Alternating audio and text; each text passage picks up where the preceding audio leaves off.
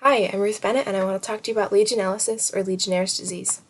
So you might not have heard this before. I'd never heard of it either, but I learned a lot about it, and it's really cool, so I want to share it with you. So Legionnaires Disease is named in part after the American Legion, which is a veterans association that meets every year, and they had their bicentennial celebration in Philadelphia. But soon after everybody went home, a lot of people started getting sick, and quite a number of people died. So they started investigating it, and the source turned out to be something at this convention center. So they named it the Legion disease, which eventually turned into Legionnaire's disease. The other part of the bacterial name, so Legionella pneumophila, the pneumophila part comes from the Greek roots pneumo, to breathe or having to do with the lungs, and phila, which is love. So it's a bacteria that colonizes the lungs and creates a severe pneumonia. And it affects 1.3 people out of every 100,000 in the United States annually. I also really like this poster from Time magazine because, it made kind of a murder mystery vibe out of the outbreak and helped people to learn about it. So we're going to talk a little bit more about Legionella pneumophila, which was the culprit of said murder mystery. So I want you to look at the taxonomy over here for a moment because you might notice that the order and family and genus all have very similar names, which is because when they figured out what the infectious agent was, they actually had never seen anything quite like it before. So they had to create a new family and order to accommodate it, which I think is really cool. And since then, they've been making a lot of discoveries about bacteria in the same order and family, which have been phenomenal and really helpful for finding other similar diseases. Within the order of Legionellales, they are host-adapted, they're intracellular, gram-negative, non-spore-forming, and rod-shaped. When you move down to the family level, you've got facultative intracellular bacteria, which means that they prefer to replicate inside cells, but can do it outside of cells as well. And they can be found in water, soil, amoebae, and biofilms. The first two would be more of a extracellular activity. Amoebae and biofilms are more intracellular because they are kind of inside a larger organism of some kind. So as a genus, there are 58 species, and they can all be found in water. Legionella longbeachae, we can see over here on the side, is actually usually found in the soil, which is where it was discovered. When you move down to the species level, there are 14 serotypes of Legionella pneumophila, which just means that there are 14 different combinations of proteins on the outside of cell walls. So when Legionella gets to the body, it can either be inhaled or aspirated. Inhalation, you just breathe something in, that's how that works. Aspiration is when you accidentally inhale water that you've been drinking, or particles in the water. And there's no human-to-human transmission here, which means that you can't get it from your neighbor. The reservoir, as we've talked about a little bit, are soil, amoebae, biofilms, and contaminated water distribution systems, which are actually really friendly to biofilm formation if they're not properly maintained. So that's important. The route of entry is through mucous membranes in the lungs, and when they get there, Legionella pneumophila will attack alveolar macrophages, and it can cause pneumonia and death if it's left untreated. So go to the doctor. Your immune response, or lack thereof, is mostly cellular. There's a little bit of humoral immunity, but bacteria is actually immune to any kind of complement system or antibody treatment. So it's mostly cellular immunity that does the work. The problem being that this bacteria actually inhibits macrophage lysosomes, which means, as you can see in this picture over here, that macrophages are not actually able to break down the bacteria, and they end up replicating and lysing the cell and escaping into your body and wreaking more havoc. So that's why I say lack thereof, because it's not very effective. There's no vaccine for this disease for that reason. You don't want to stimulate a system that actually is going to hurt the patient more than it helps them. So we'll talk about treatment a little more in a minute. But I also want to say that surviving patients actually do develop some cell-mediated immunity, which lasts for up to 2 years. And they test for it with serum titers in the blood to look for activated cells that are able to respond more wisely to the bacteria. So at-risk populations, they include people that just have weakened or underdeveloped immune systems. So that could be babies or older people. If you're a smoker, transplant patient on immunosuppressant drugs, recent surgery in general, because it can actually be transmitted into surgical wounds as well from the air. And finally, if you're a man, you are more likely to get this illness. And I don't really know why. I didn't see anything on it, but I thought it was an interesting fact. So about 2 to 14 days after exposure, somebody will start to realize that there is something wrong. There are a lot of symptoms for this disease, and they range from high fever and coughs and chills. You can also have trouble breathing, neurological abnormalities like drowsiness or dizziness, myalgia, arthralgia, those are just joint muscle pain. You can have diarrhea, nausea, and vomiting, which are all gastrointestinal systems, and chest pain and headaches. You can also have Pontiac fever, which is like a slightly milder, significantly milder form of Legionnaires' disease that has a high fever for several days, but it's self-limiting and it's not fatal. So when a doctor goes to diagnose this disease, if they know what they're looking for, they'll be looking for these hallmark symptoms, right? Abnormal pneumonia with GI distress or neurological symptoms. You see GI distress in about half of patients and neurological symptoms in the same number of patients, but it can overlap, so you have to be aware of that. But as I said, like, the number of symptoms here is just so high that it can be really easy to misdiagnose the disease, and that leads to underreporting, which is why we're not really sure of how many people actually have it, both in the United States and around the world.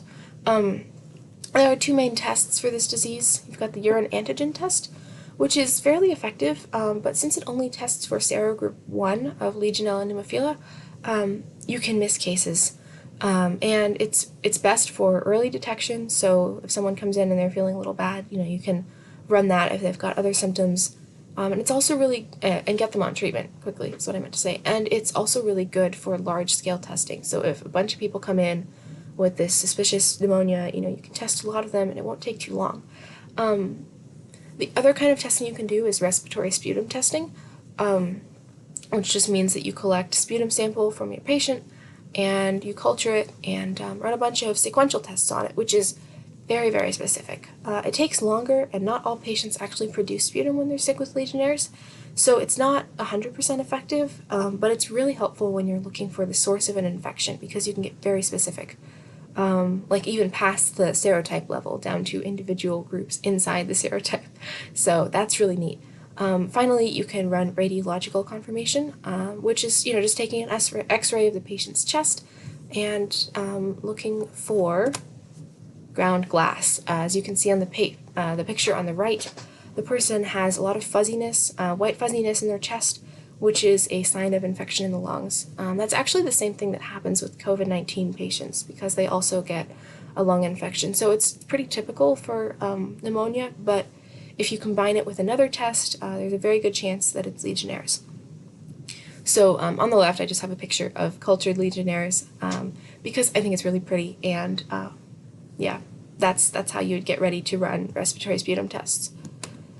So as for treatment, antibiotics are the way to go here. It's pretty basic. You give them one of 3 kinds. You've got levofloxacin, doxycycline, and azithromycin. You use them for different age groups, but they're pretty effective, and you take 3 to 10 days worth if you're a healthy person, and if you are immunocompromised, it can take a lot longer, but it's pretty effective, which is great. And there hasn't really been any evidence of antibiotic resistance to any of these drugs, actually, except for 1 or 2, but it's pretty minor, which is good, because it means we can continue to keep using the same drugs without having to create new ones every so often to fix the problem. I also want to mention that it's pretty severe if you do get it. Lots of people require ventilators. 40% of patients are hospitalized and 9% die, which is a high number for a preventable and treatable disease like this. So we know about Legionnaires' disease because of the big outbreak, in 1976 in Philadelphia. It happened at the Bellevue Stratford Hotel, which is over here on the right. It actually closed pretty soon after the outbreak because people were afraid to go there. Yeah, so in this outbreak, 212 people were infected and 34 people died, which is, again, a pretty high case fatality rate. So they eventually located the source of infection as a water cooling tower at the hotel, and the infectious agent was identified by Joseph McDade, who I think is just really cool. And I can tell you the story of how he identified it in questions if you'd like. I think it's a little too long for this video, but I'd love to tell it. So ask me about that. There are also a couple of recent outbreaks I wanted to highlight. One of them was in Murcia, Spain, and it's the largest outbreak to date. So 800 people actually were thought to be ill. 449 of those actually turned out to be Legionnaires' disease, and 6 people died. And that number of deaths is so incredibly low because of some really great epidemiological surveyists and doctors who were aware of what was going on and were able to prescribe the right medicine in time to save all these people, which I think is really neat. So it turned out that source of infection, which was this AC cooling tower at a hospital, was infecting people within 200 meters or so of these towers. 95% of the victims were in that area, which just goes to show, like, it's really concentrated, and you can have a lot of people that get ill from one single place, which is incredible. In Flint, Michigan, in 2014 to 15, there were 90 cases and 12 deaths. And I think a lot of us already know about Flint, Michigan because of how much it's been in the news, but we know it more for the lead contamination than the Legionnaires outbreak. So they found that the source of the infection was actually another hospital cooling tower, which is, beginning to become a problem here. But there was also pipe contamination leading to individual residential places, which means that that was not the only problem there. And it's thought that that contamination may have come from the Flint River water that the city had elected to use. They eventually switched back to Lake Huron, but their time using Flint water was really damaging to the city's water distribution system. So what does the future look like? We're looking at rising prevalence, which is partly because of better reporting and higher awareness on the part of healthcare providers, both in the United States and around the world, because we didn't know this disease existed until 1976. So it hasn't been in the public consciousness or in kind of the medical consciousness for very long. But higher awareness that we now have is leading to better reporting. So it's, you're just going to see more cases. The other thing we think that might be happening is that climate change is making it easier for this bacteria to colonize various places, because as water heats up around the world, it's a more friendly environment for the bacteria, so that's also a concern. Improved prevention measures are being recommended by different organizations that are specifically for water engineers. The WHO also has some recommendations, and they basically just include cleaning your water distribution systems regularly to avoid all sorts of different infections. You can avoid stagnant, lukewarm, or turbid water in systems because slow-moving water is a comfortable place for the biofilms to form. Lukewarm water encourages the bacteria to replicate, and turbid water can just have a lot of nutrients in it that the bacteria can live off of. So you want to avoid all of those. Another way to help with the problem is to reduce pipe sizes to encourage higher water flow, which will actually scour the insides of the tube and cut down on your infection there as well. As for research, the prevalence of Legionella in the environment is something they're looking into to kind of see what else in the same order is around, because they actually cause similar diseases. They're working on improved testing methods that will be more effective, and they're also looking at water usage in commercial buildings so that they can put out guidelines on pipe sizes for those as well. That's all I had. Thank you so much for watching, and here are my references.